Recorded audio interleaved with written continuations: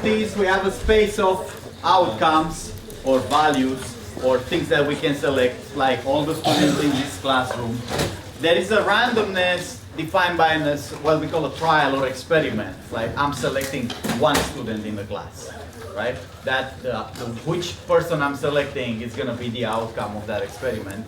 Or I could say I have a die, right? The set of outcome of a die, 6 faces, 1 to 6. If I roll the die, that's my experiment. What comes out is the face that I observe. That's the outcome. So let me be clear first about this outcome. The outcome, what's the story with this? So this is the first thing that people who don't have any experience with probability get stuck at. So you gotta make sure this is settled. But most of you have seen probabilities before, so you don't need to worry about this. There is 2 kind of outcomes. The ones that's already observed.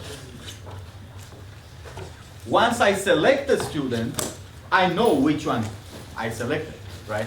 Once I flip a coin, I can see what came out. Once I roll a die and I observe the face that stands out, that's not random anymore, right? Once I see it, it's a done deal. So this is not random. Because it's already observed. The die has been rolled, and I can see with 100% certainty I've got a 4, right? Or once I select a student, I know with 100% certainty the person I selected. So this outcome, once it's observed, you can call it known. Or sometimes people call it given. This is not a random thing. When somebody says this person has been selected, I know what it is. Now I could have asked what's the chance that that will happen. That means before the selection, anybody could be picked up, right? So the other thing is before the selection, not observed. So again, before the experiment. This is after experiment.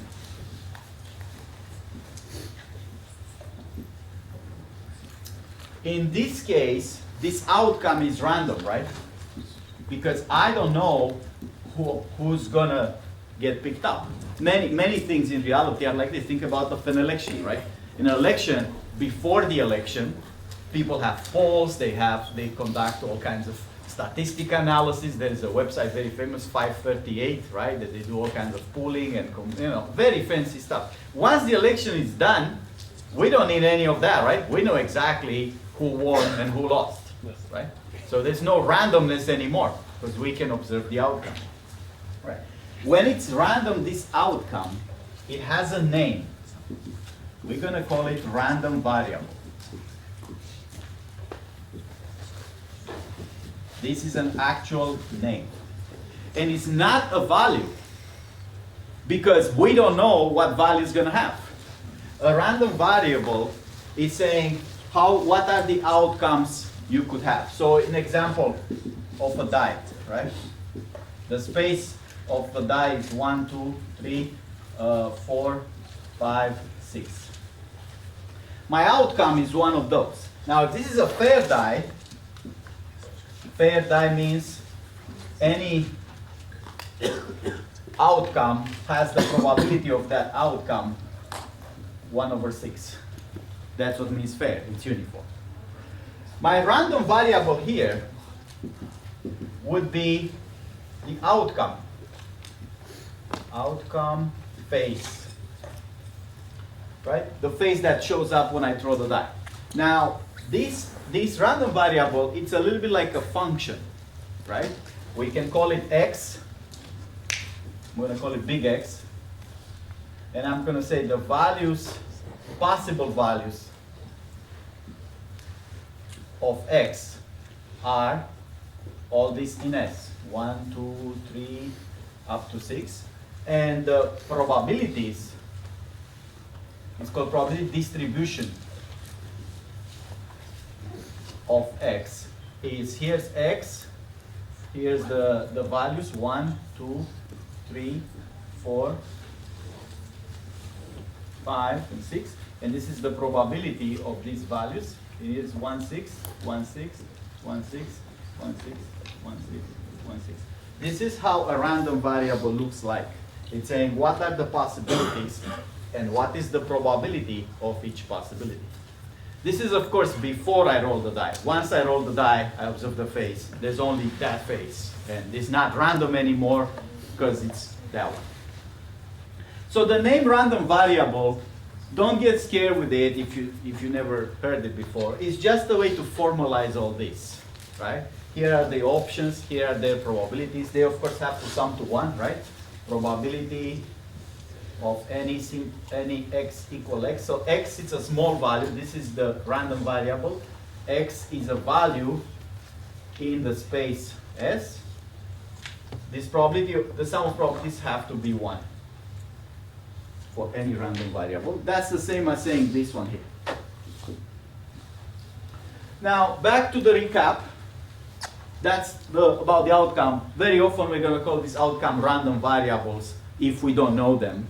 And we're going to ask what's the value of that random variable. Many of them are binary, right? It's like it's raining or not raining, or if I flip a coin, do I get a tail or do I get a head? We also said another thing before, that was last time. We said we can think of those events in a graphical way, just like the sets. I'm going to put approximatively sets here. And I had that diagram. This is my sample space S for a die. I got 1, 2, 3, 4, 5, and 6. And these are the individual outcomes, the W's. And this is an event. It's even outcomes. So an event is like a subset of the possible outcomes. Yeah, I have another event. This is E1, and I had another one here. It's E2. Is at least 5. So like big values. So in here, I want you to make the analogy between the probability outcomes and elements and sets and subsets and so on and so forth. I'm going to set up a rule here that says probability of E1, event E1 or E2, so this is an or, is the logical order that we've seen. I'm going to say, I believe this is the probability of E1 plus the probability of E2. What should I do here to make it right? Yes? Minus the probability of E1 and E2. Minus the probability of E1 and like that? Yes. E2. So, of course, we've seen this rule, right? We've seen it at sets. How was it for the sets? If I write this for sets, is E1 union E2, right? And that was what? Actually was not, let's write it in sets notation. Size of this was the size of E1 plus the size of E2 minus what? Size of E1 intersect. So this is called, of course, the inclusion-exclusion or the sum rule. So it applies for probabilities just the same way it applies for sets.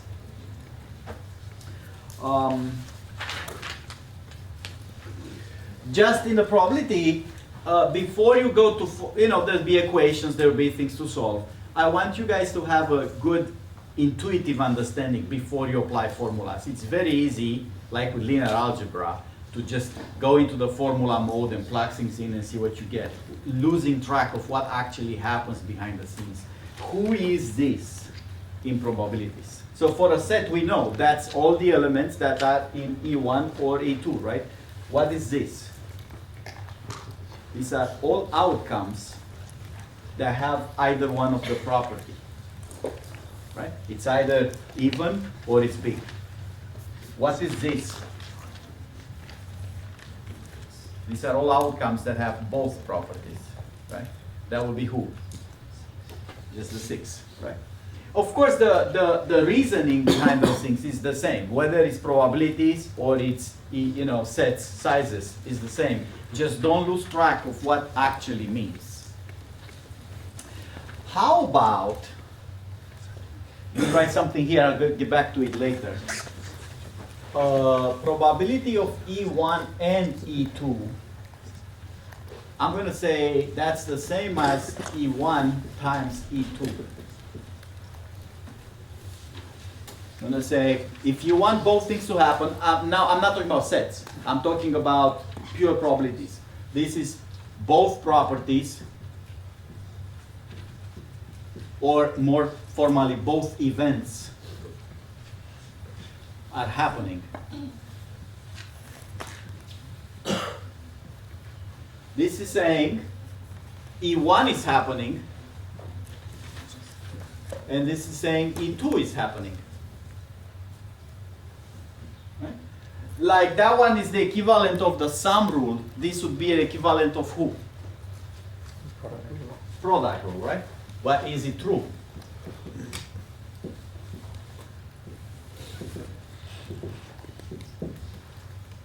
That's what it sounds like. Remember when I said I have 3 hats, 2 shirts, and 4 pants? How many ways can I dress up? Well, if any hat goes with every shirt, with every pant, is 3 times 2 times 4, right? The number of possibilities to dress up. In here, I want to make that analogy and say, well, if you want both events to happen, I want to get an A in this course and go skiing every day from now on till December. Right? That would be tough, right? But let's say 2 events. I'm going to get an A, I'm going to go skiing every day, right? What I'm saying here, you want both of them to happen, well, you got to do whatever it needs to get an A in the class, the chance of that to happen, and the chance of skiing every day. Is this true? No, well, it's only true if they're independent events. What independent means? Like, the chance of one has nothing to do with the chance of the other. Right. That's true. This is not always true. The other one that we did, this is always true. But that one, what's the analogy when I said I have 3 hats, 2 shirts, and 4 pants? Why? The product rule applies with a condition. There was one condition. What's the condition? Remember all the way back to the beginning. Yes? Whatever hat you choose doesn't influence whatever pants you choose. No. In accounting, we said it in a different way. Every hat Can go with every. goes with every shirt, goes with every pants. Well, how do you translate that statement? That's what you want to do. What does that mean in terms of probability? I want to take that statement. Every hat goes with every shirt, goes with every pant. Everybody remembers this from like 2 months ago? Hands up, who remembers this? I want to dress up. I can choose any hat with any pant, with any shoes, right? Or shirt. That's why I can count how many ways to dress up are there. That times that times that. How do I translate that into this? I want to get an A, I want to ski every day, and I want to, get a girlfriend too. And I need all 3 to happen. Probability of E1 and E2 and E3. I want this. When is this E1 times E2 times E3? I want to translate that argument with every hat goes with every shirt. How do I say that for probabilities? The probability of E1 given E2 is the same as the probability of E1. Given? Yeah. I don't know that word yet, sorry. By the end of the lecture today. I don't want to use that word because I don't know what it means. Somebody can translate that statement, every hat goes with every shirt, into probability. How do I? Somebody started very nice in here, but I stopped you, yes. The probability of a shirt equals the probability of a shirt if you already know the hat you got. If I already know, it's the same as given. I don't like it. Yes. Simple English, please. The probability of the hat doesn't change if you do it before or after the shirt. I could pick the hat and then choose the shirt. Or I can choose the shirt and then choose the hat. The chance of getting a blue shirt is the same, right? Whether I have the hat or not have the hat, doesn't matter what's going to happen with my shirt. right? That is the analogy of the statement we had in counting. Every hat goes with every shirt. That means there is one possibility of dressing up by choosing red, blue, green. You know, the three particular hat, shirt. So I want to translate that statement here. I want to say probability of E1 is the same as probability of E1 given, that's the word we don't like yet, E2. How do I write that in English? Choosing E2 value or knowing E2 value does not affect E1 value. So for now, that's intuition. We don't have it yet quite formal, but I want this to start growing in your minds. Okay, how does this go? I want two things to happen. Obviously, both of them must happen.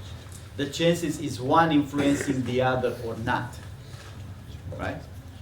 So if they're not, they call independence.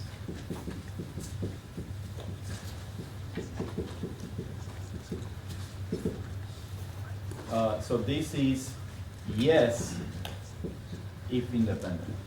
So I can have that property if knowing one of them does not affect the chance of the other. So if you say Virgil has a certain chance of wearing the white shirt or the blue shirt or the green shirt, but I notice every time he has sneakers, he wears the white shirt. That means they are dependent. If the white shirt versus the blue shirt versus green shirt does not depend on what shoes I wear, then they're independent. All right. So that's the story with the product rule. And we have here the sum rule. Let's do some counting. A little bit in the recap mode, although this is not recap at all. This is going to be later today. Let me see. Since we are here, let's define as an example of the product rule. I mean, does it apply or not? Have E roll doubles. So the set is pair of 6 face pair dice. So I have a pair of them. I roll once, so the experiment is roll both. A is roll a double. This is a random variable. Let me write it here. And B is at least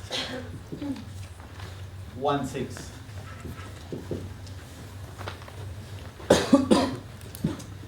So I have two events, random variables. Of course, I will know they are both of them true or false, right? The value of the thing, it's either true or false.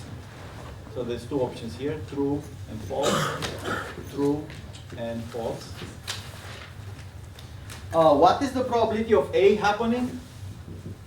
When I say probability of A for a binary event or random variable, I mean really probability of A equal true. Sometimes when we talk about colors, we can't say probability of a color because there's 17 colors. Which one do we mean? But when we talk about true and false binary random variables, we can just say P of A. That means P of A equal true. The other one would be P of A equal false. What's the chance of getting a double? That's a counting problem, right? How many doubles are there when I roll two dice? 6 doubles, right? 1, 1, 2, 2, 3, 3, right? So this is the size of doubles divided by the size of all, right? So how many doubles are there? 6 divided by? That's 1/6. What's the probability of B? That's probability of B being true. Again, for binary random variables, when I say one of them happening, it's a binary, so I choose the true branch. What's the chance of hitting at least 1/6?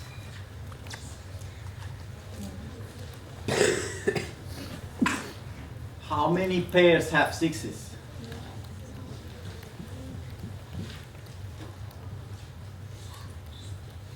Hmm? 11 pairs have 6s? When I say 36 at the bottom, do I mean order or unordered pair? Did I count 1, 2, and 2 1 separately? No. I got 36. To get 36 pairs, did I count sorted or unsorted pairs? Huh? Sorted. That's the same problem like in counting. Remember when in counting we always have to see if what we have is sorted or unsorted? When I say there's 36 possibilities, do I mean sorted or unsorted? Is 1, 2 counts the same as 2, 1? No. So how they are? Sorted. They sorted. Right? The number of pairs, if 1, 2 counts the same as 2, 1, the number of pairs wouldn't be sorted. But because there's 36, they've been sorted. So how about here? I have 36 pairs with 6. 6, 1 counts as 1, 6 or as different than 1, 6? 6, 1 is the same as 1, 6? Different. So how many are there? 11, right? Again, this is sorted. So now I want to say, what is the probability of A and B? I want both of them to happen. I want a double and I want at least a 6. How many events or how many outcomes in a pair have that property? It's got to be exactly the pair 6, 6, right? That's the only pair that's a double and has a 6 in it. So that's going to be the size of that divided by 36. That is 1 over 36. So now I'm going to ask, is this the product of those things? Question marks. Is it a probability of A times the probability of B? That would be 1 over 36 will have to be 1 over 6 times 11 over 36. Right? The answer is yes or no? No.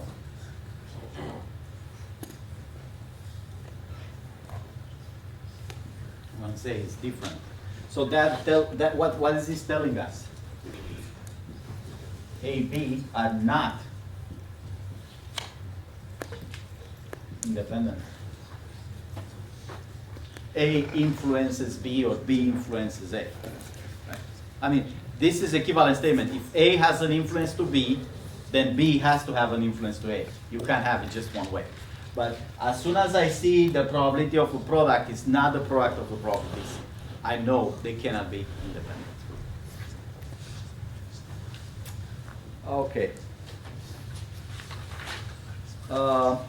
More counting problems.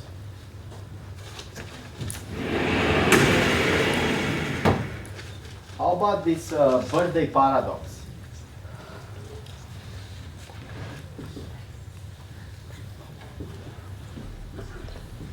It's not really a paradox at all, actually. So I have n people. That implies, of course, n birthdays.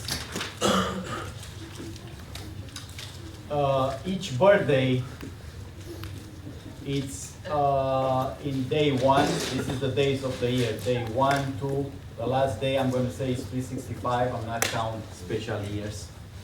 So everybody has a birthday.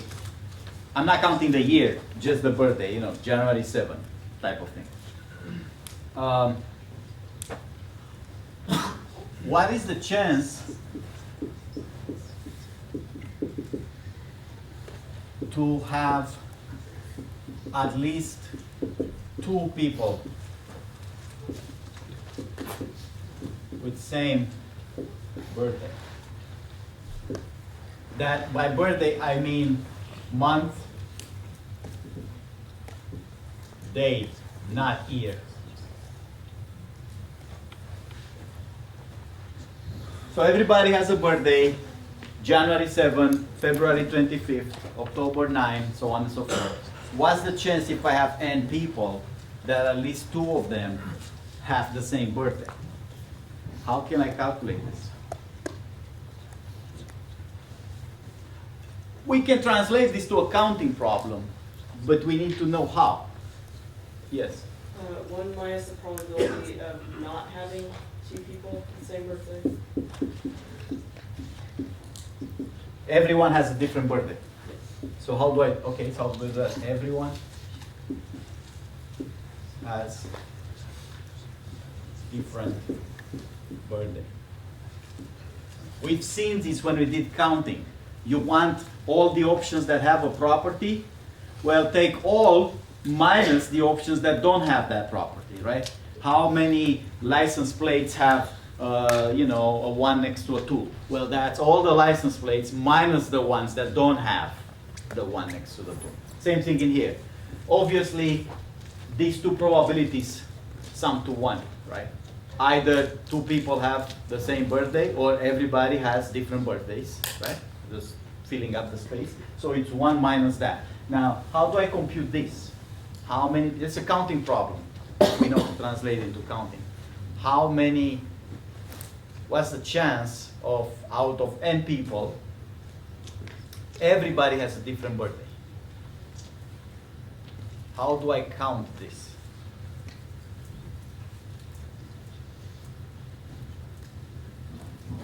Yes.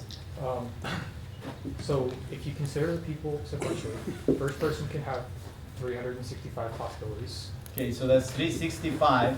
This is person 1 birthday options. That's what you mean.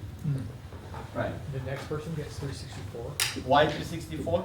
because one of the options has been Because he can't have the same birthday at this, whatever this first guy birthday is, January 7, this one has all the days of the year except that one. So these are the B-Day person 2 B-Day options. and so on. 363 is person 3 B-Day options. What's the last one in here? So I have n people. 365 minus n. So if n is 1, is that right? If I have only 1 person, would it be 364? Yeah, we need to make it proper, right? This would be, if n is 1, I think I need to add 1, right? And do I need to divide with something? This is all the valid options. So this whole thing in here is the possibilities, all the ways that people, right? So what I'm counting here is all ways of n people having different birthdays, right? And what's on the bottom of this? 365 to the end. 365 to the n, which corresponds to what? This is all possible n birthdays, right? Because I can have the first person in any day. This is a prolog rule. The second person could be any birthday. The third person could be any birthday. This is all n of them having whatever birthday they want, and this is restricted that no 2 people share the same birthday. So, how do you think this works out? This birthday paradox? Like, at what point? Let me see where this is.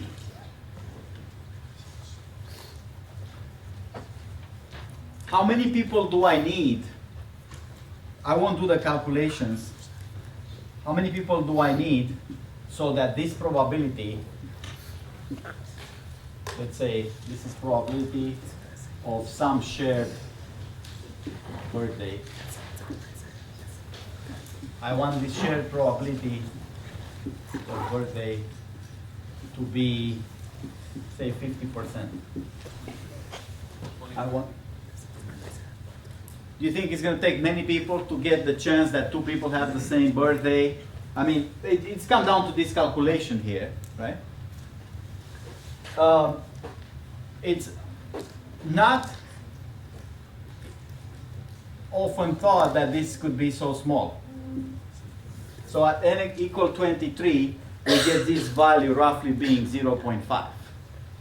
So as soon as I get 23 people, chances are 50-50 there's a shared birthday. In a class like this one, we have 109 students in the honor section. The chances would be much higher to have a shared birthday. And in a whole CS 1800, we have 650 students. The chance of having, what's the chance of having 650 students a shared birthday?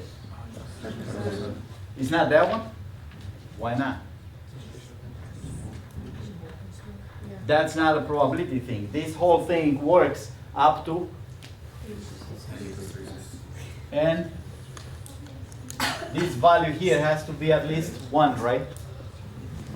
So it works up to 365. For n bigger than 365, this probability of a shared birthday, it's 100%. Because of the pigeonhole principle, right? There's too many people on too few birthdays. Two of them have to have the same birthday. Okay. So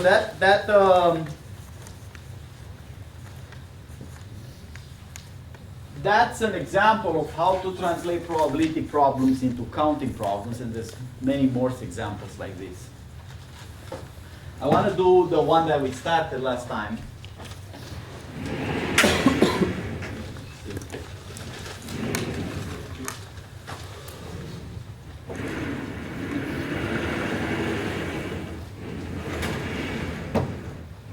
About those coin flips. Remember we started this last time? I have a coin and I have a probability of head. I'm going to call that a P. Probability of tail is 1 minus P, because it's either coin or it's either head or tail. If the coin is fair, that's the same as saying this P value is 1/2, right? A fair coin will have 50-50 chance of being tail or head. Now I flip the coin n times. I get a sequence. Say tail, head, head, tail, head, tail, tail, tail, head, so on and so forth. I'm asking what is the probability of k heads in any order. So I'm not asking on a particular order. I'm saying overall in this sequence, what's the chance of obtaining exactly k heads? So I flip it n times, and I want to know what's the chances to k heads. Now I'm going to do this problem in two ways. The first way only works for 50-50. Only works when the chances are exactly 50-50. So in this particular case, any sequence have the same exact probability, right? These in here are n flips, and the probability of this sequence, I'm going to call this SEQ. Probability of any SEQ particular sequence will be exactly what?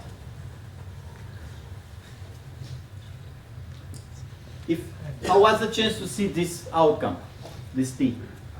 Half. What's the chance to see this outcome? Half, half, half. Are those independent events? The second flip depends on the first flip? No. So what's the chance of seeing this sequence?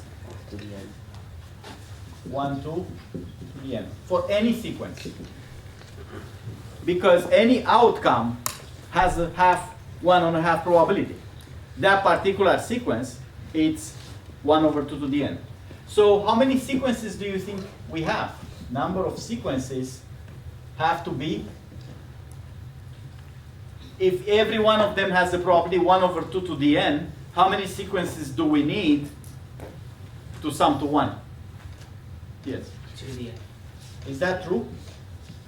There are 2 to the n possible sequences. When I flip a coin n times, the particular order, head, tail, tail, head, tail, so on and so forth, how many such orderings are there? That's the same like the bits, right? How many things can you represent on n bits? Every bit is either 0, 1, or true or false. How many things can you represent on n bits? 2 to the n things, right? Hands up, who's with me? Good. No surprise that it's actually I have 1/2 to the n property for each times 2 to the n sequences, I get the 1, right? So sum over probability of all sequences over sequences, it's really 2 to the n times 1/2 to the n is 1. So then, what this comes down to, probability of k heads, it's effectively asking what? It's going to be something divided by number of sequences, right? I have so many possible sequences. Which are the ones that matter to me in here?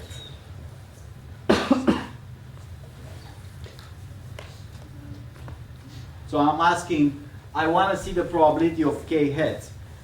Remember what we did last time? To transform a problem from probability into counting, we needed a particular property. What was the property? We say you can transform it into counting if what you count have uniform probabilities, right? Is that the case in here? Is every sequence equally likely? Right, that's uniform. So if I want to know the probability of k heads, that means what? Count the sequences with k heads in them, right? So that's the same as saying how many sequences have k heads. Sequences with k heads. One of the biggest mistakes people make when they hear property the first time is applying a counting rule like this without having uniformity. This works because all sequences are equally likely. So if you want to know what's the chance of getting k heads, well, that's how many sequences have k heads divided by all the sequences. It wouldn't work if some sequences are more likely than others. So what is this? How many sequences have k heads? That's back to counting, right? If I get n spots, in how many ways can I arrange k heads in them? And choose k. Right. Is choosing which k spots are the heads.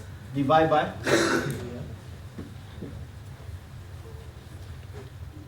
Okay? So that's how I translated the probability from probabilities into counting. Now this doesn't work if sequences have probabilities. So now I'm going to flip to p not 1/2. Say, for example, p is, I don't know, heads are less likely, 35%. So the chance in here, there's a bias coin. Biased coin. The probability of a heads is p, which is 35%. That means the probability of a tail is how much? That's got to be 1 minus p, right? Because it's either heads or tail. I want to answer the same question. Probability of observing k heads. Can I do this? No, because sequences are not equally likely, right? So let's look at the sequence with k heads. I think that's what we did last time. head, head, this is head 1, head 2, tail, tail, head 3. At some point I see the last head, I need head k and some other t's, right, in there. I have k heads in here. And how many, this is k heads, and how many tails I have here? And minus k tails. What is the probability of this particular sequence?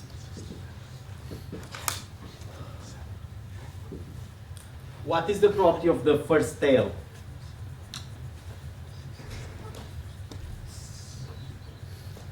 Six times. 1 minus p, right? This is this tail, is 1 minus p. What's the probability of this head? P, right? What's the probability of this head here? P.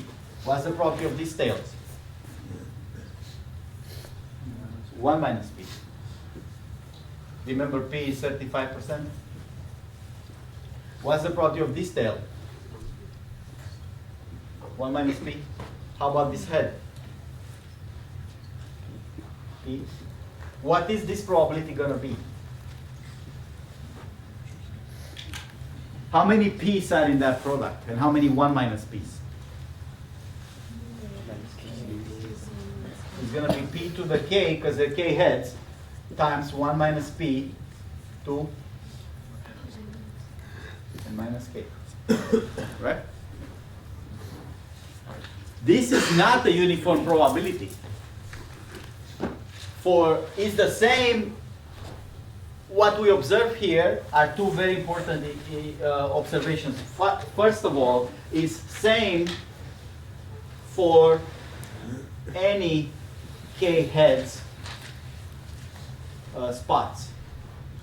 In other words, as long as I have k heads, I get the same value no matter where the heads are, right? If I would have this head here and this tail here, I would get the same product, right? It doesn't matter where the heads are, it only matters the k of them. But this is different if number of heads is not k. If I change the number of heads, instead of k, make it, I don't know, k plus 2 or k plus 1. This value here, the probability, will not be the same. Because p is not the same as 1 minus p, right? In here, they're all the same because p and 1 minus p, both of them are 1/2. So whether the heads or tails, you get 1/2. In here, every head comes to probability 35%, and every tail to probability 65%. So if you change the number of heads versus tails, you change the probability. But if we change the head spots, if you say, okay, here's a different sequence that have k heads, that's okay, right? Let's get the same problem. So how do I calculate in here the same answer? How can I get the probability of k heads in here?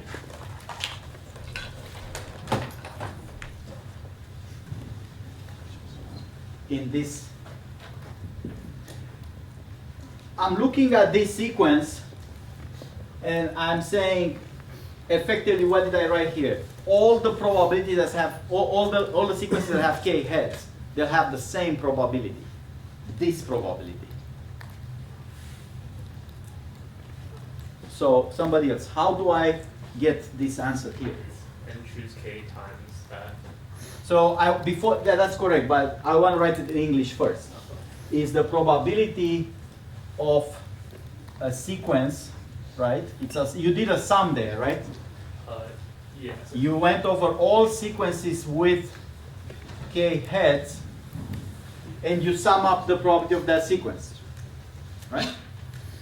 So he's got n choose k sequences with k heads, because those are the same sequences as before. The number of sequences that have k heads is the same, but each of them has now that probability pk 1 minus p to the k. This is the probability coming from there. Hands up who's with me here. So how did I do this? This is, by the way, the definition.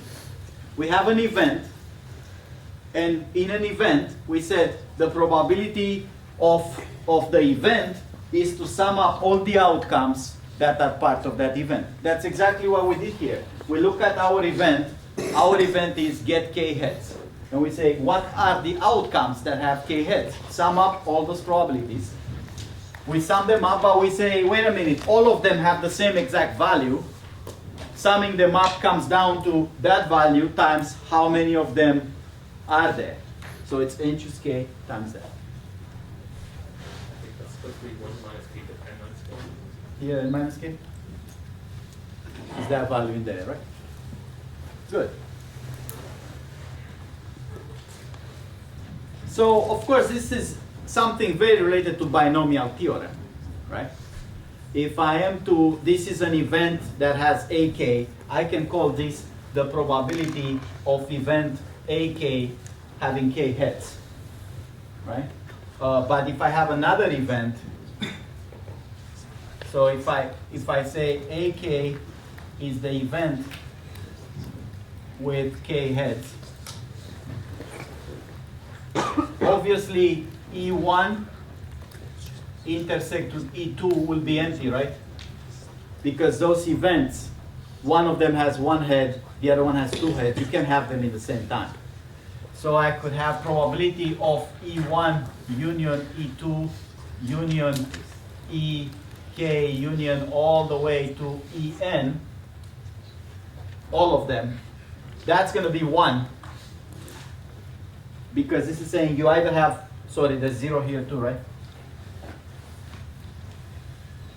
This is saying you either have 0 heads or 1 head or 2 heads or 3 heads or n heads.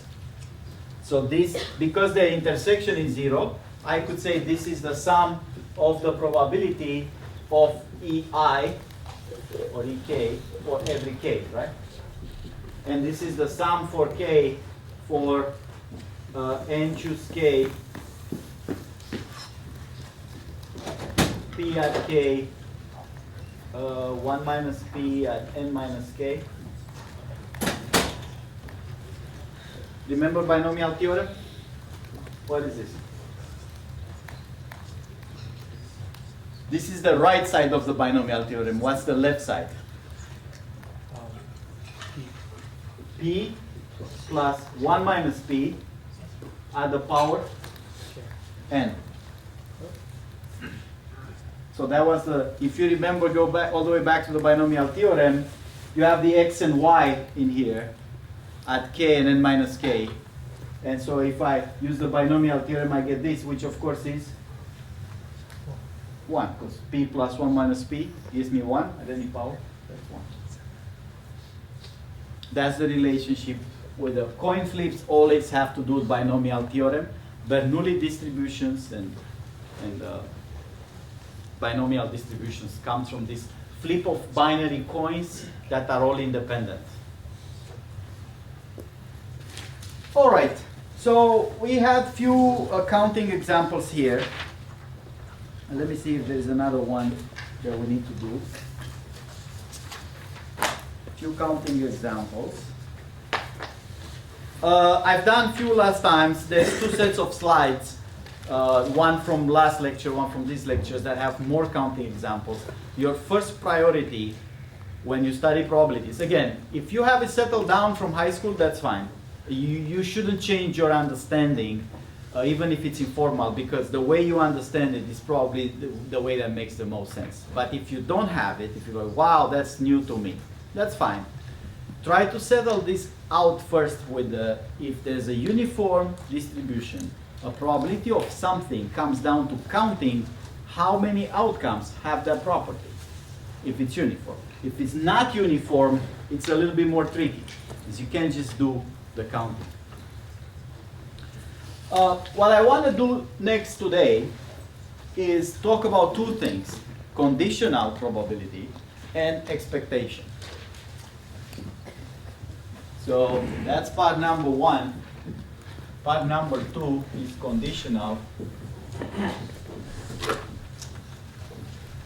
Part number 3 is expectation.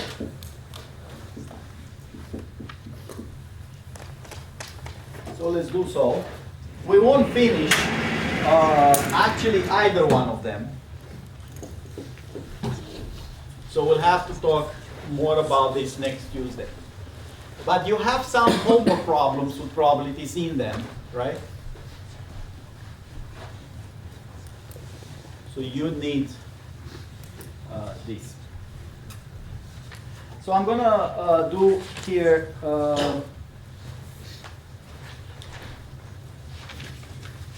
sorry, let's say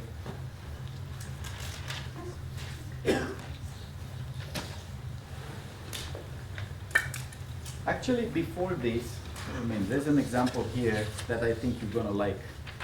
With a, you guys know Texas Hold'em? Yeah, I didn't know Texas Hold'em, but I learned it for this class. Right? Where is it? Oh, here.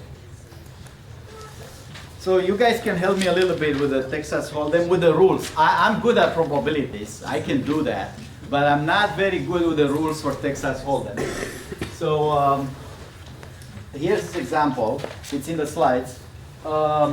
It says there's those players, right? Here's the cards that they have. This is the table. And my cards are down. I got the Jack of Hearts, and I got the Jack of Spades. That's what I got. And these are the players. Have cards that I don't see, of course. So how many other cards are in this deck? Yeah, everybody got 2 cards. There's 4 players. How many other cards are in the deck? How many?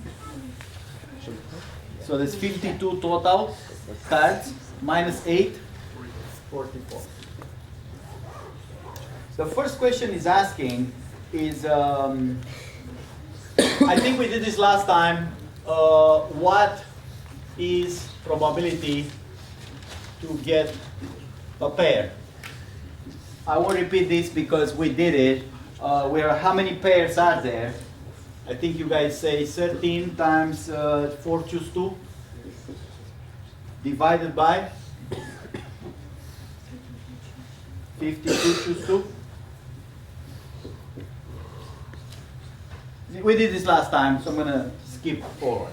Now it gets more interesting. It says there's 3 cards that are dealt on table. Let's redraw the table to fit 3 cards in here. It says you got a Jack of Diamonds. It's getting interesting, I think.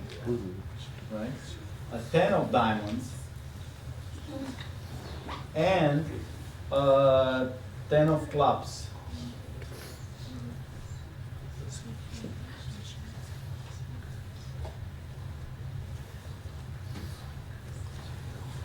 So now, again, I'm not very good at Texas Hold'em or poker, but I think your hand looks pretty good, right? Because the way this goes, this game, you can combine your cards with the table cards to get the best possible combination, but so do the other players, right?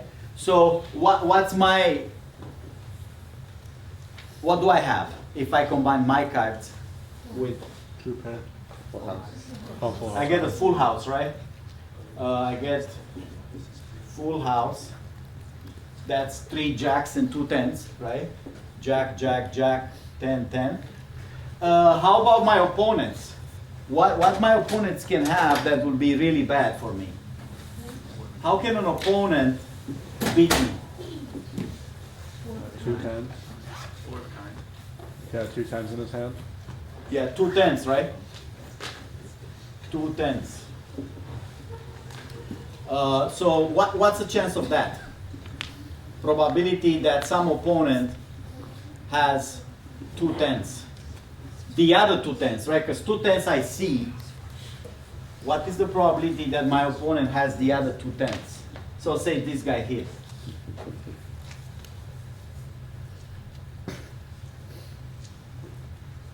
Yes. Would be 41 choose 2? Or 41 choose 2? Because- 41, where's 41 coming from? Because the deck was, 52 minus, yeah, minus, you had the deck of 44 minus Right. 3 on the table. So there's 41 cards, and then you'll be choosing. so you need a specific- this is a counting problem, right? Is it, we counting a particular event here that's a very special event, 2 tens in a hand, right? But we need to count exact. So what's the numerator, what's the denominator? Should I look at just this opponent or all 3 of them? All three. Any one of them 3 can have the 2 tens, right? So how many, so the 2 tens can be in those 6 cards, but not necessarily in the same hand, right? So if the 2 tens are here or here or here, that bothers me. But if 1 10 is here, the other one is here, that doesn't bother me, right? So if I think in terms of the pairs, I want to do the pairs with 3 tens versus all pairs, sort of thing. That can happen, right? What's the right count?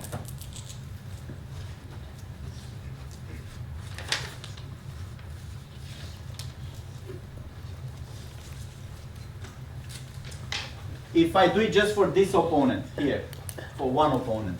So opponent on the right. Let's call this right guy, left guy, and up guy. Just this opponent. What's the chance that he has the 2 tens? How many possibilities means those 2 tens? It's one possibility, right? The 2 tens. And what are all the possible pairs he can have from my point of view? I mean, from my point of view, I already see 5 cards, right? He could have any other 2 cards, even though I know there's 2 cards in here. So it'd be I don't know what 2 cards are there. So how many options for pairs this guy has? 47. What? I mean, is it 44 cards or 52 cards? Total is 52. Oh, okay. I see 2 jacks in my hand. I see these 3 cards on the table. Now I see each one of them holding 2 cards. I know there's only one pair that bothers me on the right opponent. I'm focusing on the right opponent right now. That's one pair, the 2 tens. Out of how many possible pairs he can have? 47. Right. So the point of this problem is to make a point. Don't get confused because there's 2 other cards in here. Whether those 2 cards are in here or in the deck, it doesn't change the fact that there's 47 possibilities to choose a pair here. 47 cards that can form this pair, right? If I show you the deck, I take this deck of cards and I burn it in front of you. Those, how many cards are in here? 44. Suppose I burn them. What's the chance that he has 2 tens now? 1 over 47 choose 2, right? Whether I burn those 44 cards or not, it doesn't change the chance of him having 2 tens, right? Because you don't know what's in that deck. And he's got the 2 cards before the deck was burned, before anyone looked at it, right? This is an essential point. What affects what in probabilities, right? What if I take this deck and I give this guy half of deck and this guy half a deck? Still, the chance of him having 2 tens is 1 over the number of pairs possible here. So that's probability for the right opponent to beat me, right? But what's the probability? The same, the left opponent can beat me, or this up opponent can beat me, right? What's the chance that one of them has the 2 tens, not just the right one? Any one of them. Yes, Would it just be 3 over 47 choose 2? that's what I'm asking, right? Is it just 3 over 47 choose 2? Yes. It would be 3 over that if they were independent events, but they're dependent events. So that means that for the up guy, if it's given that the right guy does not have the set, then the odds for him are 1 over 47 choose 2 minus 1. And for the left guy, it would be 1 over 47 choose 2 minus 2. That's a good one. What is the probability that either right or up or left has 2 tens? Or, so one of them. The 2 tens. Okay, so we'll get to what you said. Yes. Well, going back to the original, I still think it'll just be 3 over 47 choose 2 because at the time of the event. This question, right? Yeah. 3 or 2, okay. So you're saying that not 3 divided by 47 choose 2. Yes. So how do we do this? This is the kind of question that can happen in an exam very easily. I have those cards, there's 3 players, I worry about the particular pair 2 tens. What's the chance of the 2 tens being here or here or here in the same hand, not in separate hands? Yes, somebody else. Let's get more opinions here. You have an answer? Well, that's a union, right? So we know about the sum rule and look at the probability of each individual player getting the 2 tens minus the probability of 2 players getting the 2 tens, which we know to be 0. So that's why. You think it's 3 over, right. So he's saying the intersections are void. You can't partner, this guy has it and this guy has it. So if I apply the inclusion-exclusion principle or the sum rule, the intersections will be empty, will be just the sum of the 3. So how can I think of this in a more like straightforward formal way? I've got 6 cards in here, right? So first of all, the 2 tens have to be in those 6 cards. What's the chance to get the 2 tens in those 6 cards? That should be easy to compute, right? Is the set of 6 cards that contain the 2 tens divided by all sets of 6 cards. So I think out of all answers, the way I think about it, the probability of getting the 2 tens in one hand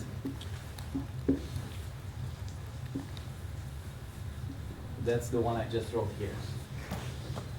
So I'm going to need 2 things. I need the 2 tens to be in the 6 cards, and I need them to not be in different hands.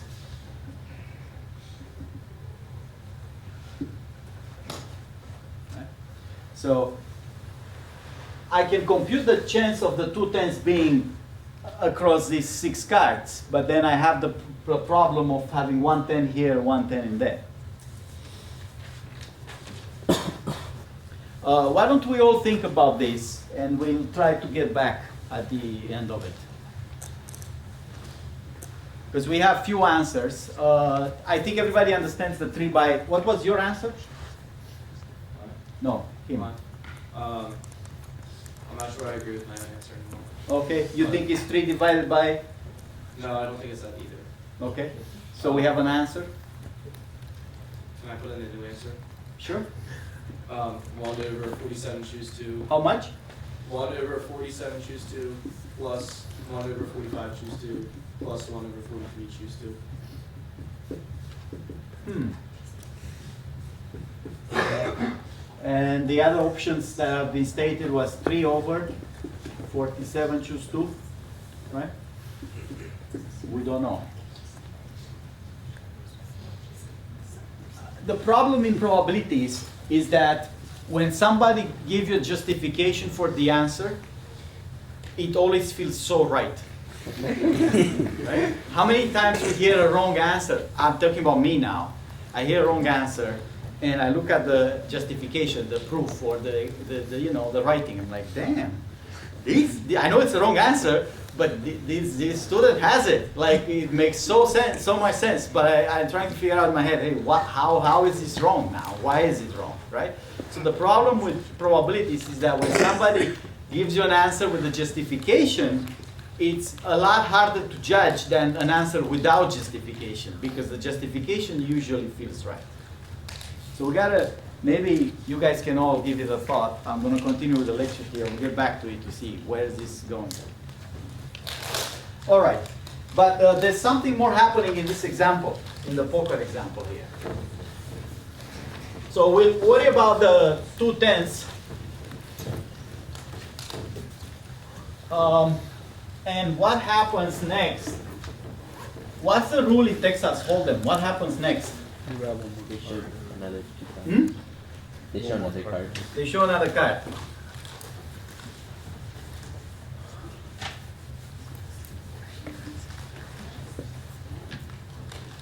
So here's another card.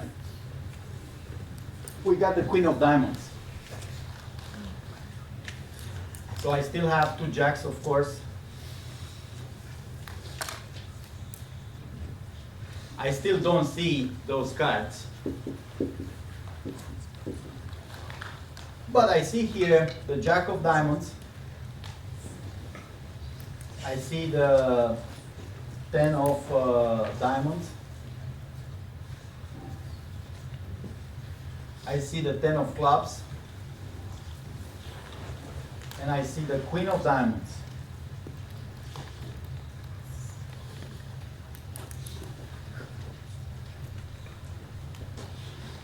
Now, 2 10s can beat me still, right? What other options are there to beat me? Hmm? 2 queens is one, and then king of diamonds, ace of diamonds. Yeah, there's another possibility to get beaten here. The 2 10s will beat me because 4 of a kind is bigger than, I still have my full house. But there's another possibility to get beaten here. It's a possibility of, say, the right opponent has royal flush. That is, from the table, he gets the 10 of diamonds, Jack of diamonds, and the Queen of diamonds. And what can he has in his hand to make a royal flush? Royal flush is a consecutive sequence in the same suit. So in his hand in here, he needs to have what? King and the ace of diamonds. King of diamonds and the ace of diamonds. How about the 9 and the 8 of diamonds? Would that work? That's where I get lost with the rules. I think it's still be. It's still good, right? You can have the 8 It's of the diamonds. same kind of thing, it's just called straight. Yeah, it'll still beat you. It's not, I don't know if it's called royal, No, it's called a straight flush. but it's still more than the... Yeah, Yes. I think any 2 diamonds beats that. If a flush is higher than a full house. Not any 2 diamonds. If you have out of sequence diamonds, 5 diamonds, but not in order, I think it's less than a full house. If you have the 3 of diamonds and the 6 of diamonds, it's still all diamonds, that counts, but less than the full house, right? But if you have a sequence, either this or this, you get a sequence, right? 8, 9, 10, Jack, Queen, or 10, Jack, Queen, King, Ace. This particular 10, Jack, Queen, King, Ace, if it's of spades, or I don't know which one's the highest one, clubs, spades, the one that's the highest, that's probably the highest value in poker you can have, right? So what's the chance that somebody has either this or this? Hmm? How much? 9 and 10. It's still consecutive, still. Yeah, but what's the chance of, say, my right opponent has either those 2 or those 2? And then there's another pair, 9 and 10. For the other 9, 10. I see. There's another one. The 9 9 and the king. All right. So any one of these 3, what's the chance of my right opponent to have it? Yes. Will the pair of queens also Yes. beat the Oh, yeah. It's a better full house than the full house you have. I could have a pair of queens.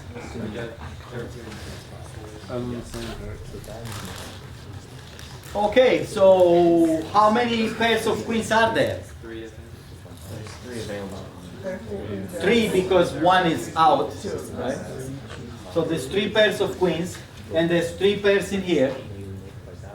So that's 6 pairs that can beat me, divided by how many pairs are available now after I see this card to this player. 46, choose 2. Why is not the same as 47, choose 2? There's another card. Because I've seen one more card. The number of possible cards for him is those 2, right? All right. So that's how this example goes. A lot of players in poker and Texas Hold'em have to be able to evaluate 2 things. The probabilities as they change. As soon as I see the Queen of Diamonds, what is now the probability of everyone else? The other part is not mathematical, it's your intuition, depending on the behavior of the other players. If somebody stayed in the game, well, probably, most people will stay if they have some chance of winning. So you have to evaluate what you think about their cards based on their behavior, not strictly on probabilities. So let's move on to conditionals. And we'll see, I have the same question that I had here. If this is the chance of somebody, the right opponent, beating me, these 6 possibilities out of 46 choose 2. That's a number. What's the chance that any one of them 3 beats me? Not necessarily the right one. Is it just that times 3 or something plus 3, or what is it? Like, okay, it's the same question like I have here. I can compute the chance of 1 player beating me. What about the chance of any one of them 3 beating me? So here's conditionals.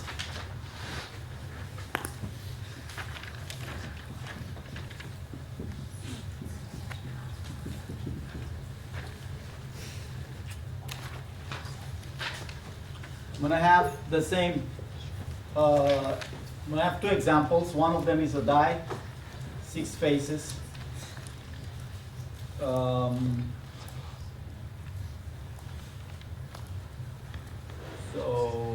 here they are, 1, 2, 4, 6, 3, and 5. 2, 4, 6 is X. 4, 3, 5, 6 is Y. So those are binary random variables.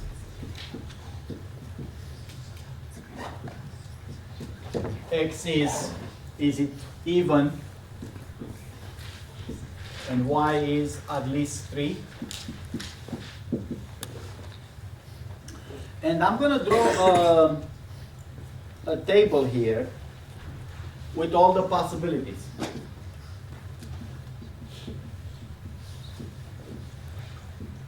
It's called sometimes confusion table. This can be true, it can be false,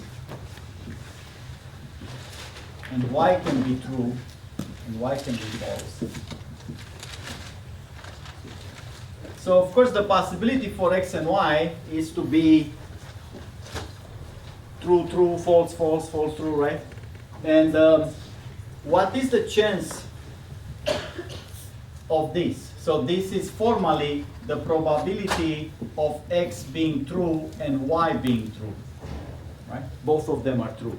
I look at true and true. When would that happen?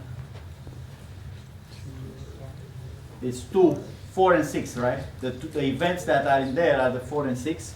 So this would be the outcome being 4 and 6. What's the chance of that? 2 out of 6. How about probability of X being false and Y being true? Who's the outcome that corresponds to that? X is false, but Y is true.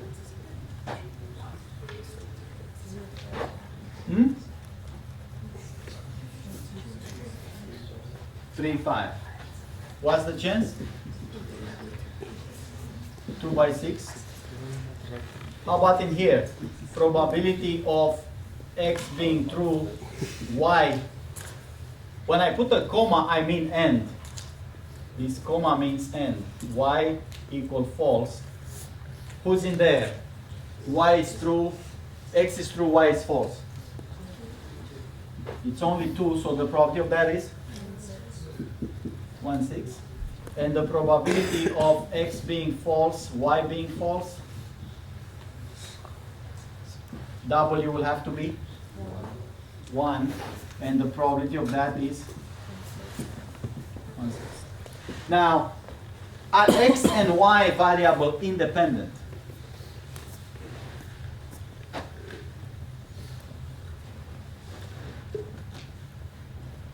I can compute something like the probability of, so here's what I can do. I can compute the probability of Y being true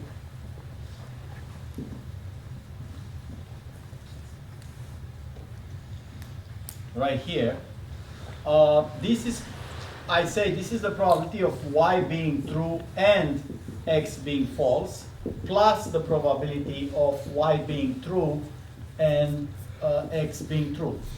In other words, if you want Y to be true, Y has to be true, and either X is false and X is true, and these are disjoint events. So I can just sum it up. So in that case would be 2/6 plus 2/6. 4/6. Probability of Y being false, the same thing, is the probability of Y being false and X being true, or comma same like and, plus probability of Y being false and X being false. So it's literally the sum in here, 1/6 plus 1/6, 2/6.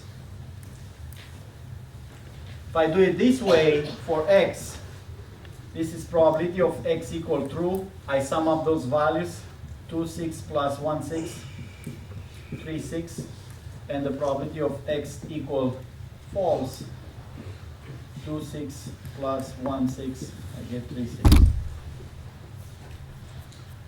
What would independence mean?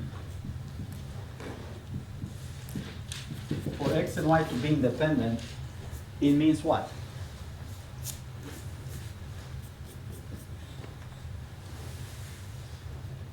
We remember from, an hour ago?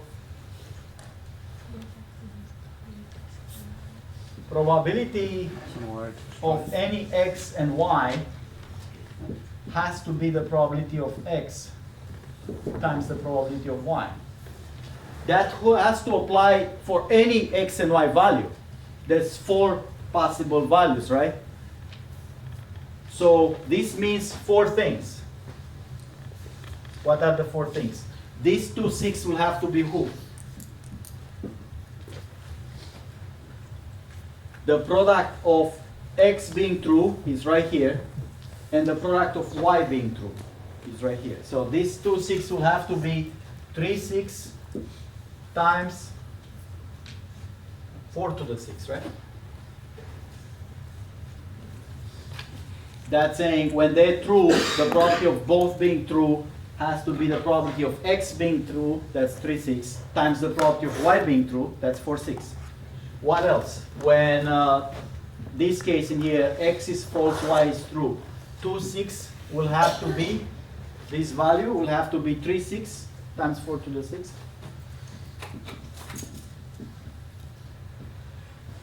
When, in this case, I have true and true, 1/6 has to be who?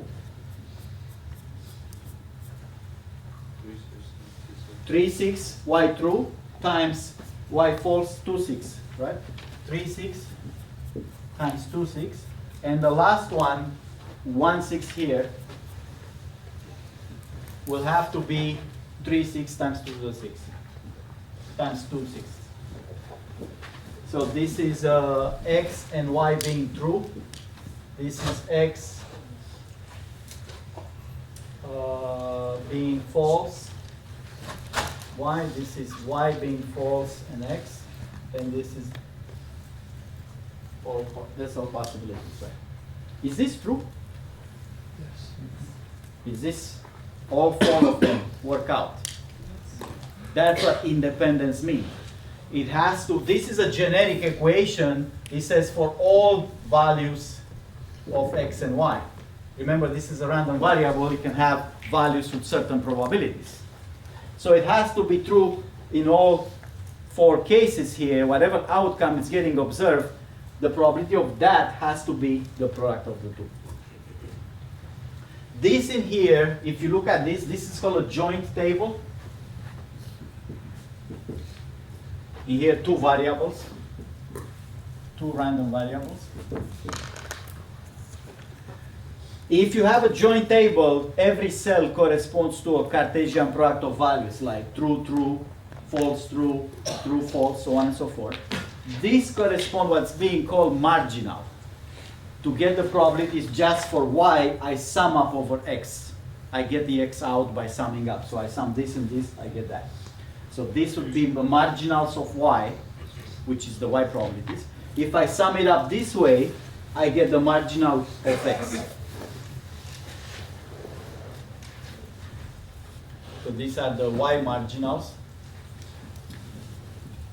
That's probability of y. And this is the x marginals. That's the probability of x.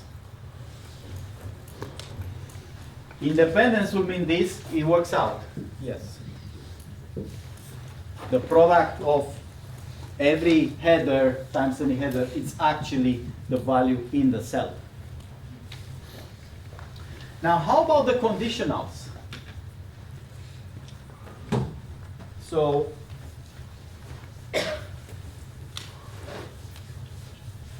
the conditionals, what they do in plain English, they restrict the space.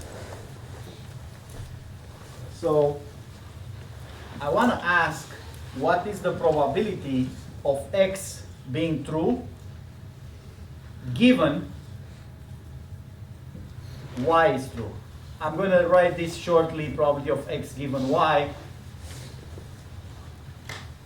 This part is a restriction. This is not asking for a probability. This is given. This is known or assumed. So y equal true restricts my space. I started with all this space S, but if y is true, what's my space of possibilities? If I know y is true. 3, 4, 5, 6. It's only this. Anything that's given, it's a restriction to my space. It's not all possibilities are allowed anymore. It's only the ones that are given, right? So I could say, what's my chance to get an A and ski? That's a very different question than if I say, what's my chance to get an A given that I ski every day? That's not the same question. One question, the first one asking, what's the chance for both happening? I don't know if both they will happen or not. The other one says, I already know this student has skied every single day from Thanksgiving to the end of the term. Now, what's the chance that student gets an A? That's not the same question, right? So this restriction, this is going to be what now? As a calculation. When is y true in the space, when is x true, this is still a question on x. What's the chance for x happening, but not in the whole space, just in this little space? 2/4? I'd say that's saying there's a probability of x and y happening divided by probability of y. Is that true? Well, it is, because why it's happening, it's given. So the fact that x is happening, it means both of them have to happen, x and y. And this is now what? So this is the, this is yes here. This in here says valid outcomes, right? And this is my new space, right? P of y is my new space. My space is not 1 anymore, it's not the whole space, it's just when y is true. Okay? So I can translate this equation differently. This is P of x. As I said, and means the same as comma, P of y. So now if I look, I move this P of y in here, that's the same as saying P of x and y, it's P of y times P of x given y. Right? I just move this P of y, multiply with this, got the P of x and y.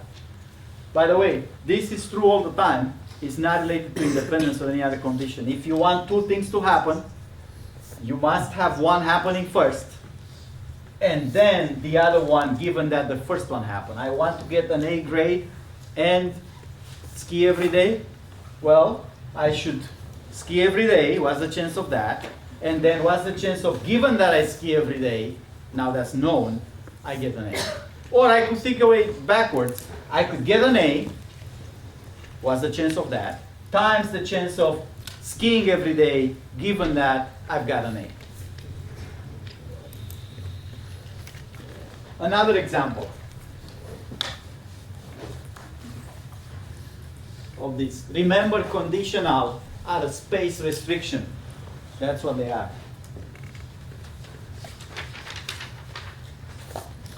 I have a bunch of objects. They have color, red, blue, or green, and shape.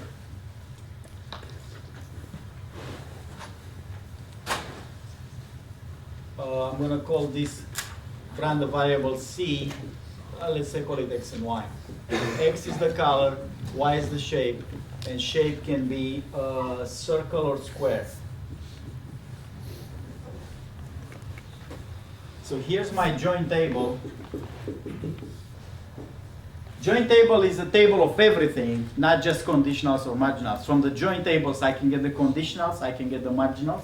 By the way, what's the conditional in the table? When I said I want the x given y, how do I look at this table and say, where is x given y? X equal true is this column, right? X equal true.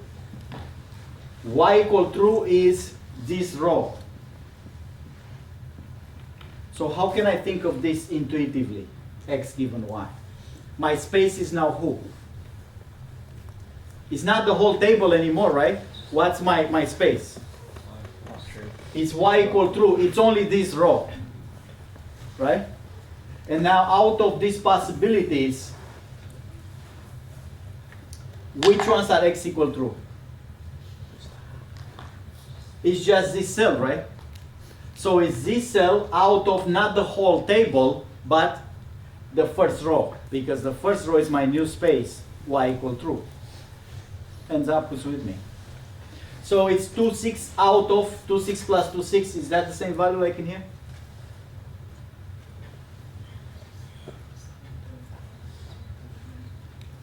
Yes or no? So it's, I have this out of this row, that's 2, 6. 2, 6 out of 2, 6 plus 2, 6. Is that 1/2? It's the same, right? So in this join table, the case that matters here, out of this row, now the other row doesn't exist anymore because I'm in the case with y equal true, so it's only the first row. Let's do this other example. I have here, here's my table, square, round, red, blue, and green. Some probabilities, say this is 0.25, 0.10, 0.21, 0.17, 0.04, and 0.23.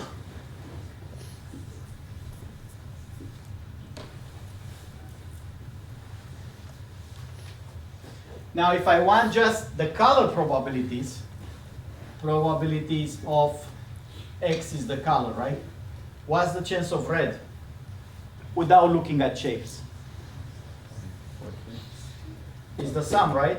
Is 0.42. What's the sum in here? And what's the chance of green? 44, right? This is drawing the wrong spot. Now suppose I want the probability of y, which is the shape. What's the chance of getting a square? 25 plus 10 plus 21.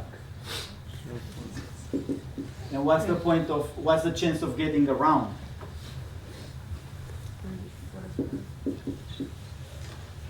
So what equation did I use here? Probability of shape to be square is, I sum up three things. Square given red. No, it's square and red.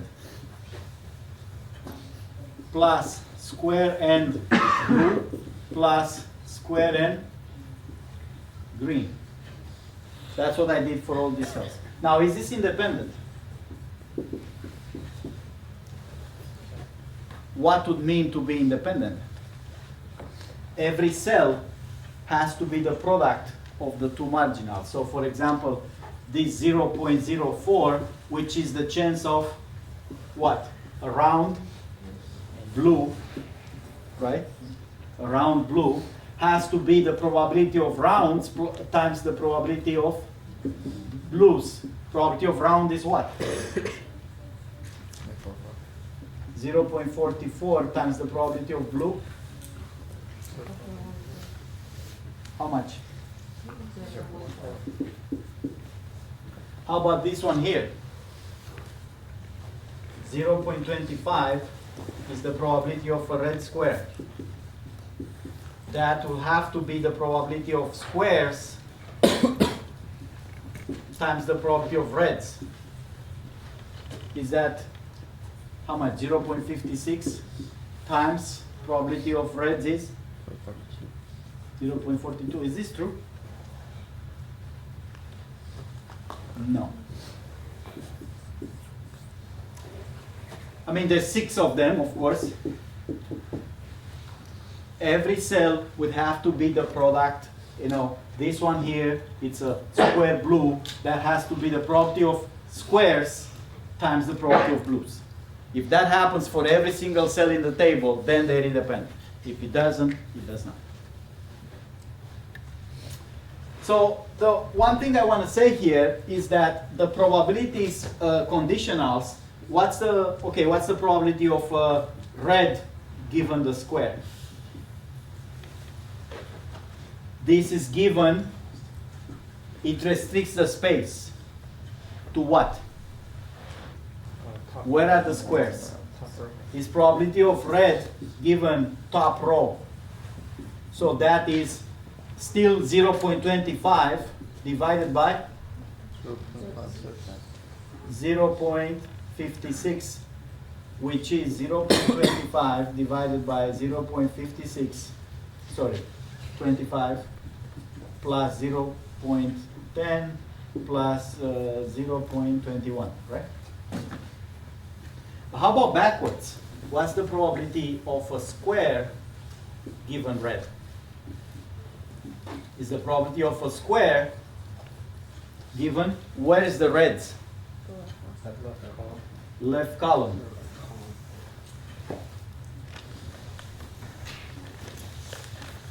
So that will be who?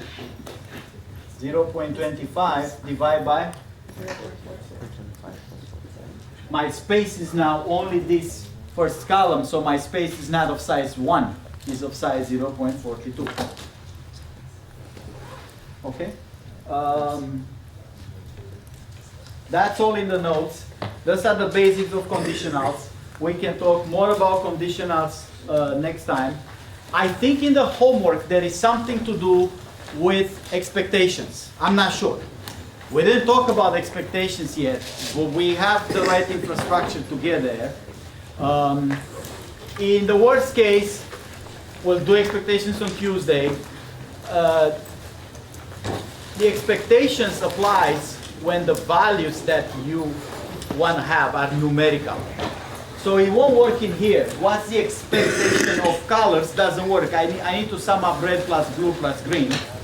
But, hold on guys, I want to say one more thing. I won't start expectations because that will happen on Tuesday if we don't get to it. I want to show you something here. I have this note. It's a graph. You don't have to take notes of this. I think it's a graph you already saw. It's in the notes.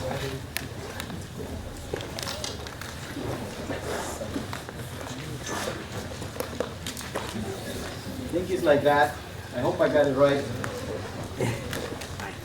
It has edges 1, 2, 10, 9, 14, 4, 2, 6, 7, 8, 7 again, 11, 4, and 8. So, like I said, we showed this twice. The minimum spanning tree. That's a question in the homework. I look at that question and I want to do this so you remember it. You don't have to write nothing. Minimum spanning tree is a tree that connects a graph, right? By using the smallest total sum.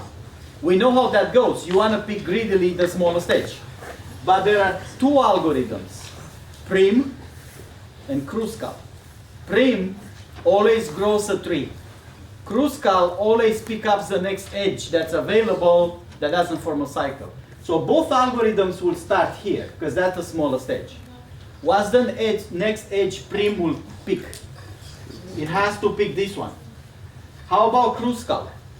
Kruskal can pick either this or this, right? So I'm going to say this is Prim, this in here is Kruskal. Now in Prim, I have those two edges. I need to connect something to it. What edge is the smallest that I can connect to it? 4. It connects this 4, right? That's the Prim. If Kruskal has this and this, what's the next edge that can be connected? It's got to choose these two. The only constraint here is not to form a cycle, because cycles kill the tree. So Kruskal will choose this. Now Prim has this, this, and this. What's the next edge that it can connect? It can connect these two, right? How about Kruskal has 1, 2, and 2? What Kruskal can do now? It can choose a 4 far away. As long as it doesn't form a cycle, Kruskal choose whatever edge is the smallest one. Prim is forced to choose something that connects to the existing tree. There's a question in the homework about that. I know we've done it in class. I just want to make sure you understand the difference between these two algorithms. You always want to pick the smallest edge, but Prim has the constraint that it has to connect that edge to the existing tree. Kruskal doesn't have that. It just picks the smallest edge available that doesn't form a cycle. And both may end up with the same tree or different trees. The minimum spanning tree is not a unique tree. Okay. We'll see how much you guys can get about expectations by yourselves, and then we'll do Tuesday in class.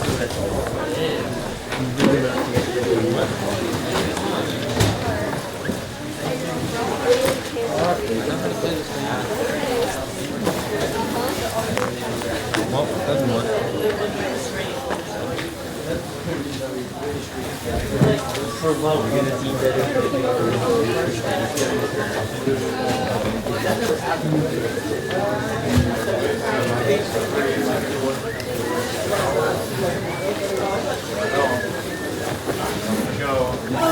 Have a good Thursday day.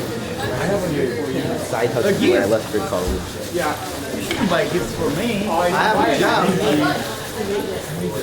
You made it. Yeah, we all appreciate the extra work. Thank you. Thank you so much. Have a nice Thanksgiving. Don't stress too hard.